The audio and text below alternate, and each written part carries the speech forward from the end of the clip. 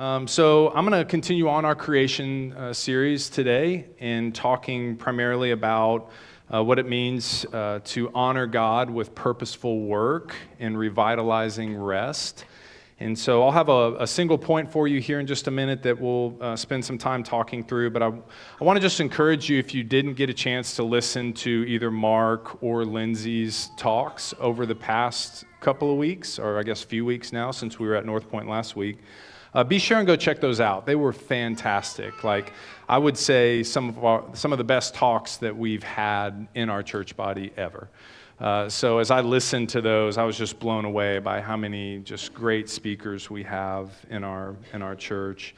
And Mark's topic and his title for that talk is Creation, the Story That's Better Than You Think. It was just really captivating to think through that and to think through how our own stories and our families growing up and all that, how that shapes us, and how God created the earth and created us as humans is a big part of how we do ministry today and how we view God, how we view the world. And then Lindsay just killed it a couple weeks ago and just talking about what it means to be human. And I love one of the things that she said is she just really kind of camped on the idea of how good it is to be human. And that's hard for some of us to hear, you know, kind of based on different experiences that we've had or based on different things that are going on in life. You may be at a place right now where you hear that statement of just how good it is to be human, and you just flat out disagree with that. And if that's the case, there's a disruption between what God intends for you and what He's created for you and where you are right now, okay? You can get back on track in that. You can get back to where God wants you to be. But just know that if that's part of what you're struggling with right now, again, just this idea that being human is a good thing, then you're missing something in all of this, okay? And we're gonna talk more about that. And that's not a statement meant in any way to chastise anybody, but just to encourage you. Because again, there's people in here right now who are in perhaps some of the lowest, darkest places of their life. And they hear a statement like that and they immediately resist against that. And again, I would say, okay, I'll see you where you are, but I don't want to leave you there. I want you to understand what God truly has for you and the life that He has. We're going to talk about this in a little bit, but the rest that we get in living a life for Jesus is significant. It's not a little deal. It's not a part of, because this is what a lot of people do, is they carve out a little section of their life and they call that church. But what God has designed for us in creation is this work that is an umbrella that stretches across everything that we do, so that every part of who we are, there's not a single part of who we are that isn't touched by that expectation, by that work that He's given us. And it is truly good. It is truly good. But it takes some adjustment on our part within our minds and our hearts to see that, to align ourselves with that, to get comfortable in the pain that goes along with that, to understand that suffering, as difficult and hard as that is just as much part of being human as the joy is. But unfortunately, what happens a lot of times is we're sold a very different message. We're sold this message that here's the God golden ticket. You give your life to God and everything's going to be just hunky-dory. And that's just not the case. The Scripture never builds a case for that. But again, we're sold that and we like that and we consume that because that's what we want it to be. And so then when the suffering comes along and the difficulty comes along, we're frustrated by it. And it doesn't have to be that way in what God provides for us and what Jesus did for us on the cross. And we're going to talk about all that, but again, Lindsay touched on this idea that humans were the crown jewel of all that God created, and He called it very good. I love what she said. Every time we meet a person, we're looking into the face of God. Wow, that is mind-blowing. Think about that. And it's mind-blowing to think that when other people are talking to me, that they're looking into the face of God. And just trying to unpack that, because you can obviously take that to a very unhealthy place, right? That's bad. That's the opposite of what God intends for us. But just to think of this opportunity and responsibility that we have as image bearers to pursue God, to live life for Him. And if you haven't listened to those, again, I would just encourage you to go and listen to those. So Lindsay really unpacked Genesis 1 and part of 2 last time. We don't have to go back through all that, other than just to remind you of what was happening in Genesis 1 and 2, that in days 1 through 6, God was creating our world. And that on day 7, God rests. I think establishing a pattern for us, a rhythm for us of seeing how work and rest go hand in hand. Okay, we're going to talk a little bit about that. And in Genesis 2, the creation of humanity in the Garden of Eden, we see where the writer really zooms in on this idea of what it means to be human, what God intends for us. God forms Adam and puts him in the garden to tend and care for it. And there's this one little verse as I was reading through that really kind of stood out to me that I hope will maybe be a highlight for you as well. That when God formed Adam, He breathed into him and gave him life. And just sit in that for a second and consider that, what that means. As image bearers, that we carry the breath of God in us.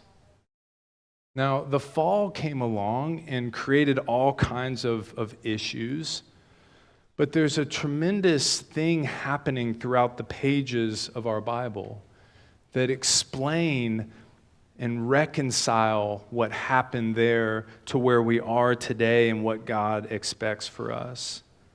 And these chapters, and again, ultimately, the rest of our Bible really emphasize this intimate relationship between humans and God, and the beauty and abundance of creation and the need for humans to live in harmony with God's commands. God chooses humans to be co-creators and stewards of His creation. Think about that, a co-creator. We each in here are co-creators with God. We're given a job. We're given a purpose. And in that Genesis 1, 26 through 28, he really lines out this idea that the work that we're given is a gift for us. Because you think about the opposite. What would we do otherwise? Sit around, do nothing? We were created with a purpose. We were created, and that purpose being work. Genesis 1:26, then God said, "Let us make mankind in our image and our likeness, so that they may rule over the fish in the sea and the birds in the sky, over the livestock and all the wild animals, and over all the creatures that move along the ground." And then he gives this edict for us. Says, God blessed him and said, "Go, be fruitful and increase in number. Fill the earth and subdue it. Rule over the fish in the sea and the birds in the sky and over every living creature that moves on the ground." Called to rule and care for what God has created. And commissioned to be fruitful and multiply, partners with God in cultivating His creation. One other just quote from Lindsay from a couple of weeks ago. She said, God's image isn't just something we bear, it is something we are. That again, we are co-creators in what God is doing. Why? Why would He give us work? Why on earth would He trust us to partner with Him in what He's doing and recreating and making new this place that we experience here? And Mark and Lindsay laid the foundation for us in those first couple of talks. But we each have a unique story that falls within God's bigger story. And I think, going back to what I mentioned a second ago, we get in trouble when we start to think our story doesn't matter. That we just say, well, what possibly could I do within all of this? That's exactly what Satan wants you to think. That's the best way to render you ineffective. But I'm telling you, and God tells you, that your story is important. Your part of what God's doing is important. And immediately, the tendency is to then go back and say, well, what about this and what about this? Well, I failed here. I didn't do this right. I didn't do this right. And we just come up with this long list. Again, I'd ask you, who does that sound like? Who's saying that? Does God say that somewhere? I don't remember that. I remember Satan being the accuser, sitting next to the throne, standing next to the throne, calling out all those things. But God did something different for us. He created a different way for us, that our story matters. Regardless of where you are in life, for our young people, you teenagers, you need to know what you're doing and how you're living your life right now matters. For our college students, the same, all the way up through our older people. It matters how you live your life. It matters when you show up here. It matters when you open your mouth and you reflect God's goodness. Don't for a second let Satan convince you otherwise, because it's just not true. You're believing a lie. Because God trusts us. He said that what He created is very good. That's what God says about your life. What about our sin? Doesn't He know about our brokenness? Of course He does. So what does that tell you about Him? What does that tell you about His heart? That even in the midst of our junk, that He still works through us and uses us. He gave us purpose and hope by giving us work. And it's this great gift that He expects us to take seriously, but to enjoy. You know, if you're in that mindset where you're trudging through life, every day is a beatdown, you're missing what God has for you. It's not that way. We all have these different roles and these different stories. There's dads in here and moms in here. There's teachers, there's workers, there's all kinds of different people who do different things that are a part of God's kingdom. And praise God that He lined that out for us. And I think ultimately the icing on the cake, in my opinion, is that He also gives us rest. And He expects us to take that. Again, not going far out on a branch here to say that there's people in here who feel like if they take any kind of rest, they feel guilty and bad. Well, what does God think about this and all that? It's just not true. Again, you can see how Satan builds up these lies. So to summarize this and give you my one point for the talk today, we can look at God's example in creation to understand better what He's calling us to. God, being the first worker, worked by taking what was chaos and disorder and He turned it into something, or He turned it into order and something beautiful for the benefit of His creation. And then He rested. And now He commissions us to do the same thing, partner with Him to remake the earth for the benefit of other people. And that's powerful. And my one point for you today is we honor God with both purposeful work and revitalizing rest. And so let's get into this first part, purposeful work. There's this great significance in the work that God has given us. And this is where I was trying to come up with like this umbrella illustration that I mentioned just a second ago.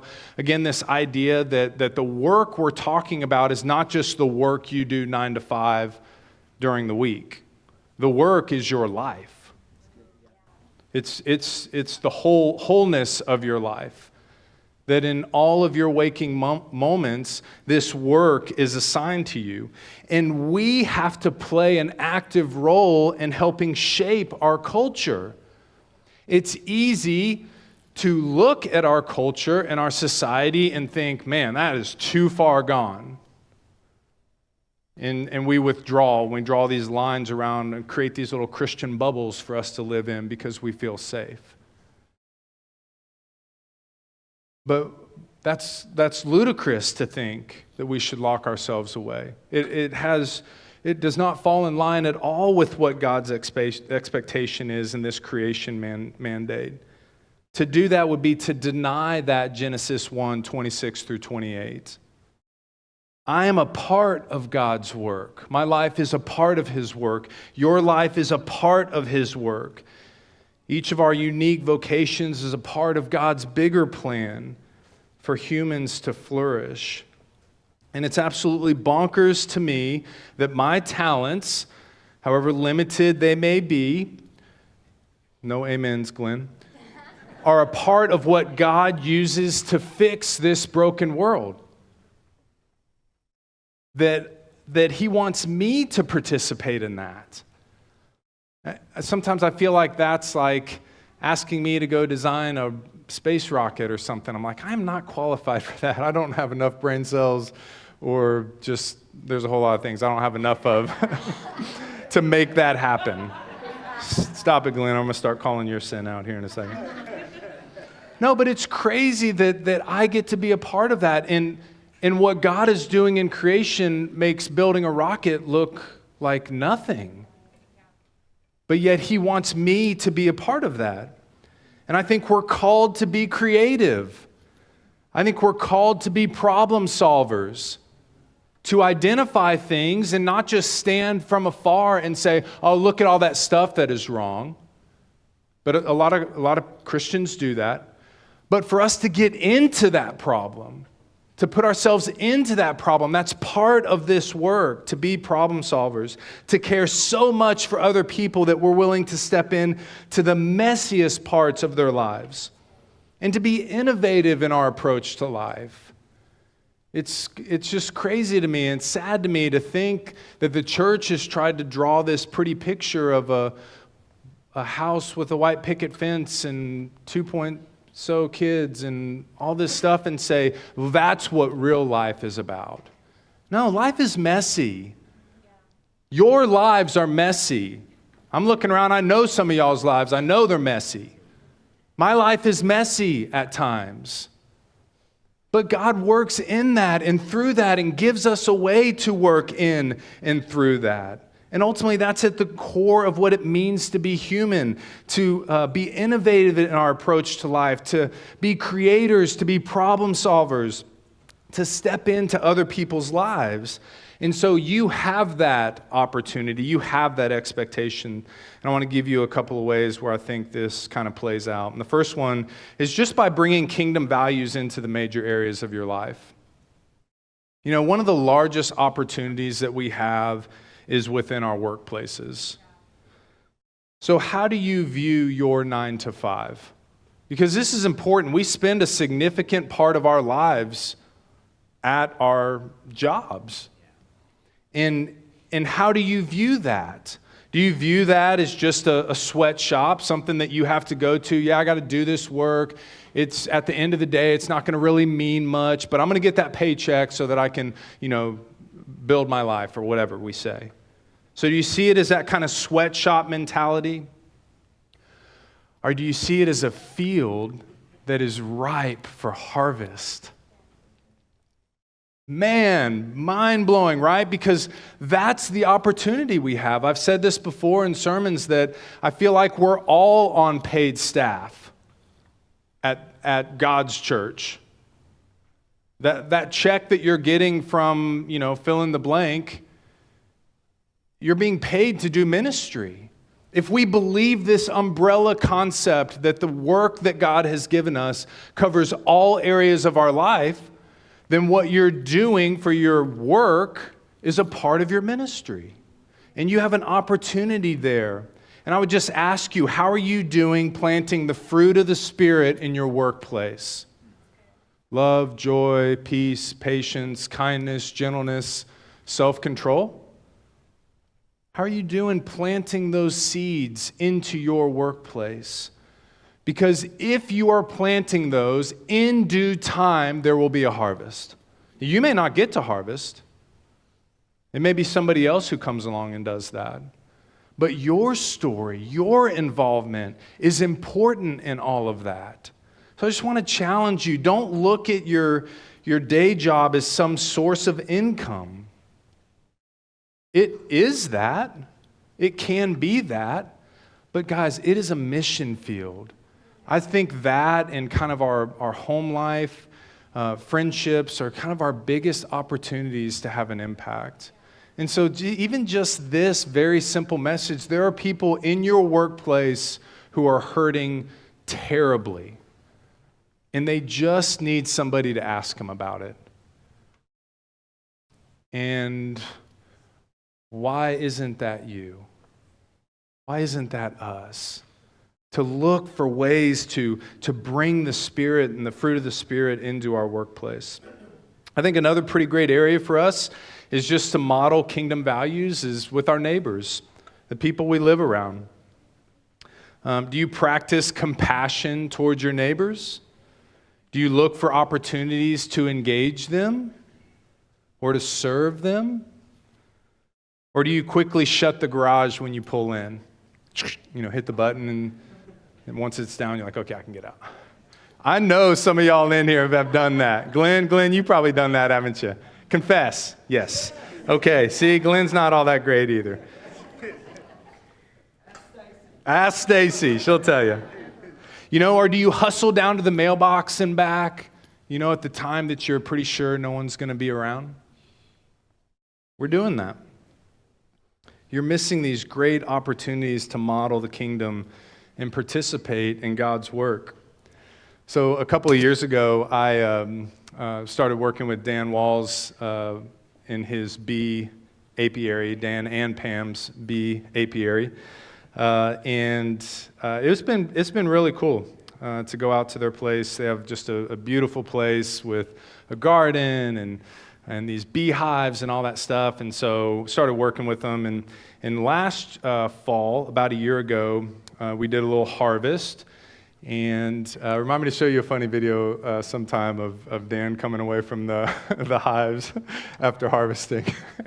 It was really funny. And then a bee chased me, and that even got funnier. But anyway, so we harvested, and Dan and Pam gave me half of that harvest. So I got like 2 pounds of honey, 2.5 pounds of honey. And they even put it in little jars for me and everything. And so I'm like, what am I going to do with all this honey?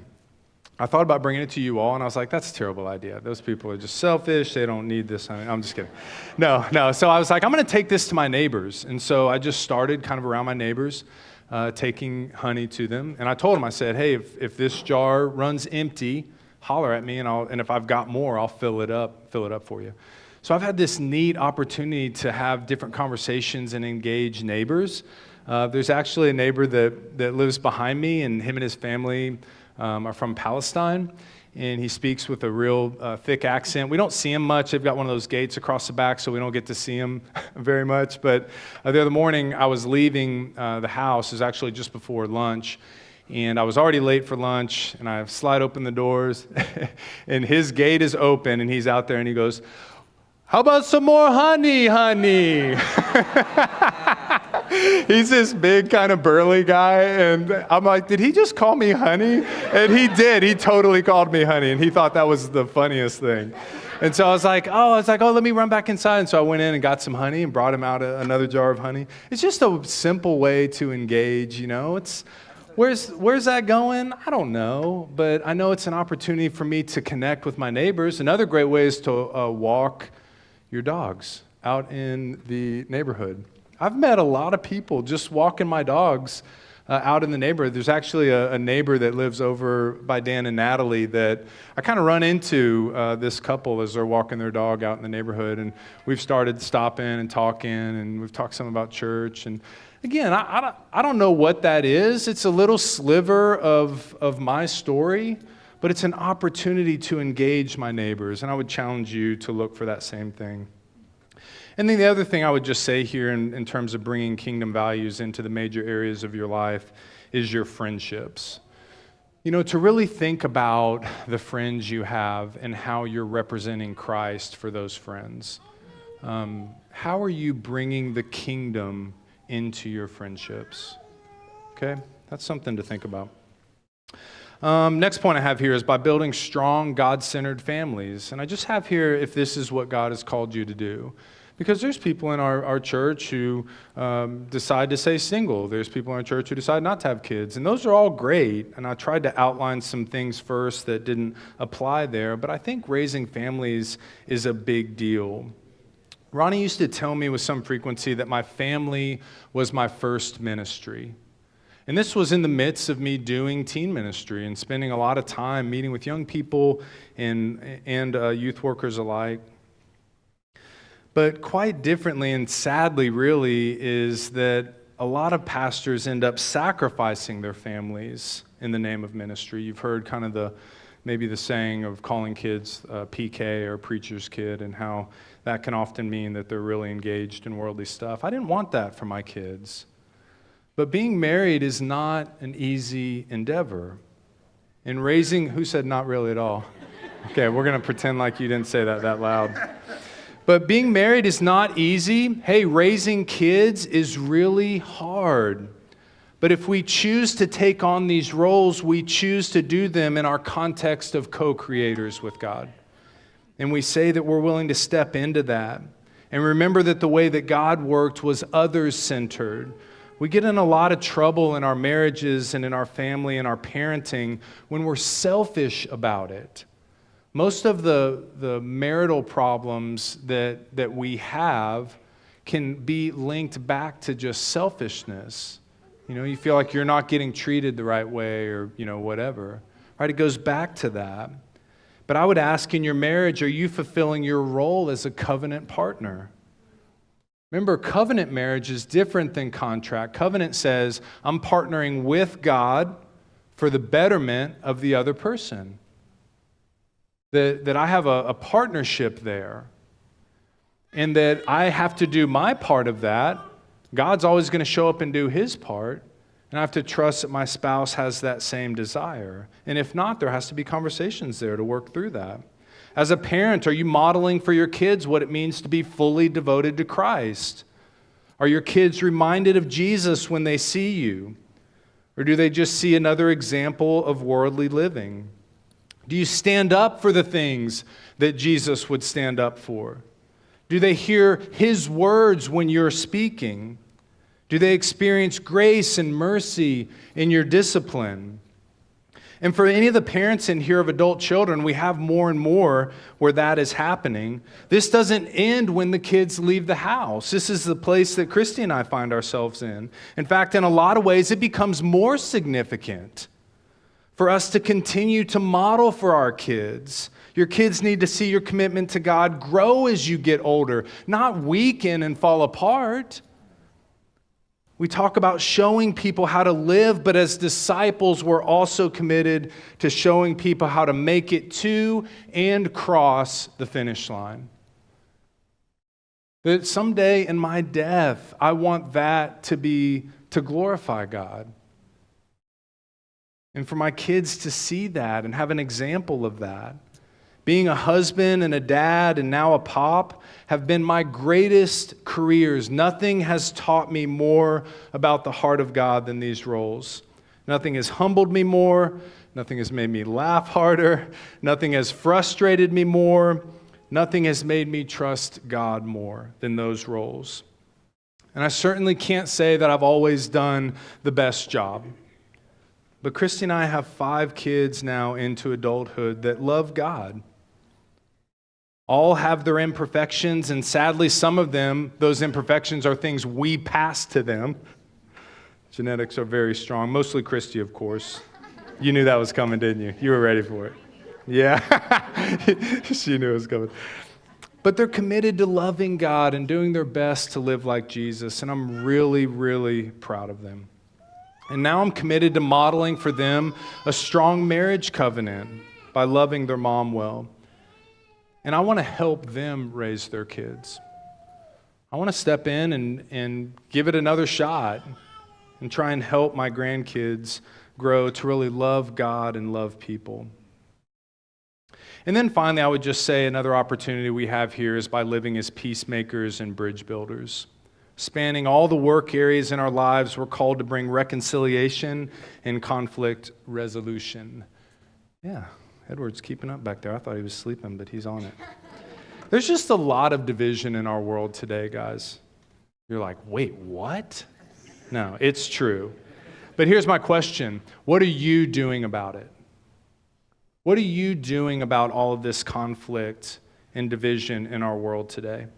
Do you find yourself looking for opportunities to fan the flames? Or are you trying to build bridges? Christians should serve as peacemakers. Remember what Jesus says in the Beatitudes. Is there conflict within your family? Find a way to resolve it. Is there conflict in a friendship? Do your absolute best to mend that. Division in our society? Speak into that with grace and wisdom, led by the Holy Spirit. And I would just say here, don't fall into Satan's traps. He wants you to be materialistic.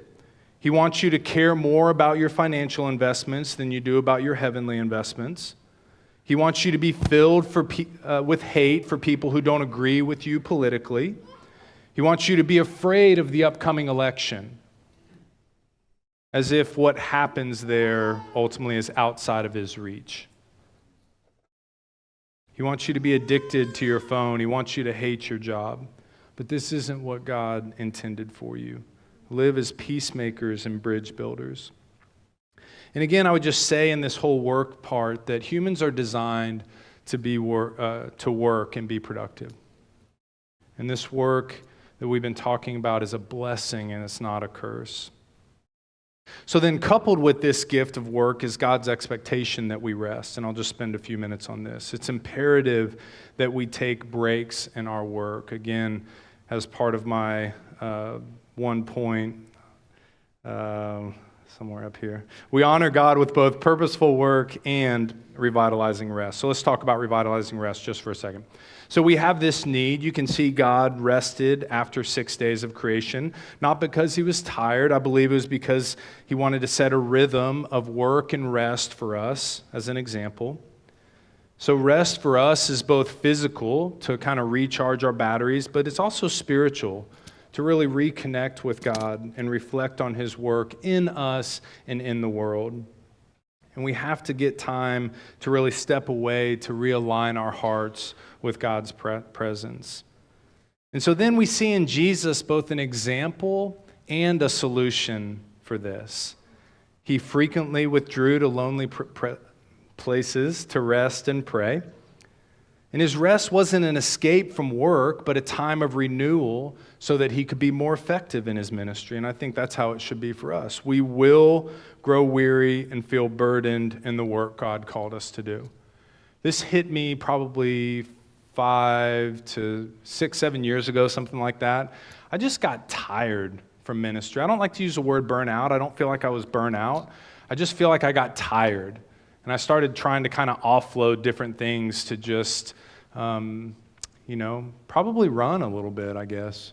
That's what Ronnie told me one time when we were meeting. He's like, I feel like you're running from ministry right now. And that was probably true, but I was just tired. And that was before COVID hit. But what I realized is I wasn't taking enough rest. And there's a lot of reasons for that. A lot of it just was kind of built around our life circumstance at the time. It was hard for us to get away. We had little kids and still trying to, raise a family in that way. But as our kids have gotten older and we've had a little bit more freedom, we've tried to, step into that a little bit more. And I love it. I love resting. And I've really tried to make sure that I have the right mindset when I'm resting, because again, I mentioned this a second ago, it's easy to feel guilty when we rest, and it just doesn't have to be that way. God expects us to rest. Jesus tells us, come to me, all of you who are weary, and I will give you rest. Yeah. I will give you rest. And the rest that he's talking about there is peace. It's about healing. And his work on the cross freed us to do our work without this load of sin and guilt. Because again, I know that we feel that. Last week at our a cappella service, we sang this song, Just a Little Talk with Jesus Makes It Right. Yeah. Sometimes that's just what we need. just to step away from that, to have that talk, to get our batteries charged up. I just clicked into low battery mode, so I'm going to have to finish this up. All right, perfect. So let's talk about what it looks like practically. You're like, thank God he's not going to sing anymore. What does this look like practically? Let's talk about this, or else James will get mad. The first thing I would just say that I want you to jot down is take a break. Take a break. Cease striving. Abstain from your work. And it's okay. You don't have to feel badly about that. It will still be there when you get back. That's the amazing thing about this work that we're called to. We step away from it, we come back, it's still there. Now again, we can do that. We can come back to that and go, oh, it's still there. Or you shift your mind and you say, it's still there. We're going to pick it back up. We're going to keep working on it. And that's what we're going to do until our last breath. I just want to work. I want to work the work that we've talked about until I can't anymore. And then I just want to go be with Jesus.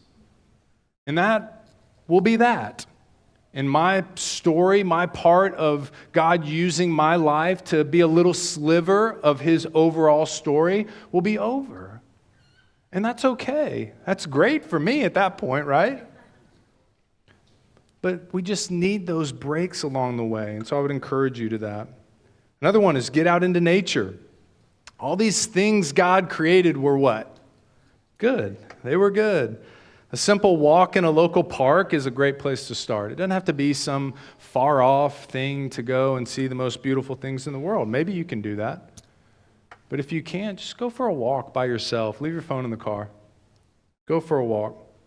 We have a lake nearby. We've got lots of parks. We've got lots of opportunities for you to get out into nature and just enjoy it. There's a lot of nature preserves actually around here that you can go and just go for a walk. Next thing, get away from your phone. Social media can be a kind of rest, but it can also be like a burden enhancer, right? I mean, go through your phone, your feed, and look at the things that the algorithm is feeding you, and that's a pretty good mirror as to what your thinking is and what you're on about. I mean, it is built for that. And they're getting better and better at reflecting back to us the things that are bound up in our heart. So when you look at that, if that is scary to you, take a break. Brianna challenged us, this is probably a few years ago now, but challenged us to, go in and delete those social media apps. There's a lot of different things you can do. Put it away and do something else. Write a letter. I've been writing some letters yesterday. We had a guy, or lately, been writing some letters lately. We had a guy come to our church, I don't know, maybe a few months ago, and he ended up going to a halfway house down in Dallas, and he's doing fantastic down there. But we've been writing letters back and forth, y'all, because he can't have his phone for 90 days. And so we've been writing letters back and forth. That's crazy. Some of you are old enough to remember actually doing that. But yeah, write a letter to somebody. Take a nap. Find a hobby like gardening. I'm sure Dan and Pam would love to show you how amazing bees are. So hit them up. They can come out. You can come out and say hi to the bees. But yeah, get away from your phone. Another thing, go serve somewhere.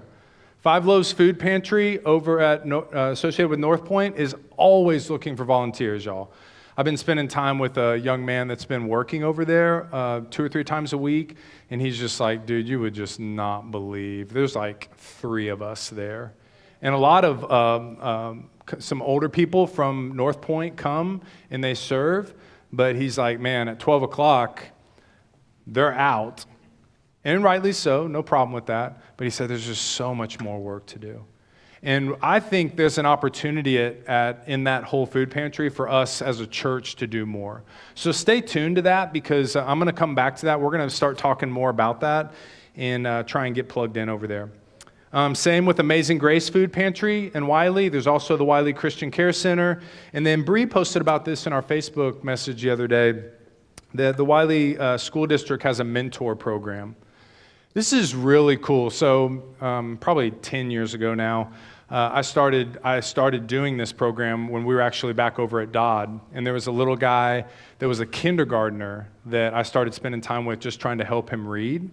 And so we met his kindergarten year, first grade year, second grade year, third grade year, and then he went to a different school and it started to kind of fall apart. But literally his birthday was last month. I still have his contact information, shoot him a message. He's in 11th grade now. Yeah, and we were trying to set up some time to get together. It hadn't worked out quite yet, but that mentor program is a really neat opportunity. So don't let that just fall to the wayside as a post. Like, really look at that, okay? Here's another one, practical. Have a dinner with a friend and laugh way too much. Loud and obnoxiously. And if you need to know what that sounds like, tell me a joke, and you will hear what loud and obnoxious laughing sounds like. Here's another one, last one. Have a family game night where the focus is 100% on enjoying each other. Leave all the stuff, whatever stuff that is, just leave all that out. Break out some games and just have fun with each other.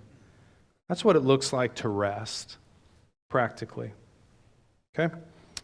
So let's wrap it up. Praise team, you guys can come up if y'all are next. So we're called to co-create with God, embracing work as a good gift. Rest is essential for sustaining that. Don't lose that. And then just invite people around you to participate in that, to do that work with you. And I think that's part of what God does in all of this. Okay? You guys say a prayer with me. Father, we love you. We thank you for your great example to us, and especially the gift of Jesus that you gave us so that we can do this work without guilt, so that we can enjoy this work that you've given us. And I pray that we can do that, and that if anybody in here isn't in that spot, that they would get help with that they wouldn't sit in that, whether it's depression or whatever it is, that they would be willing to circle back around to what you have for them. And may you be glorified in all that, God. May your kingdom grow. May your kingdom advance. And let us be the workers who tend all of that. We love and lift you up in Jesus' name. Amen.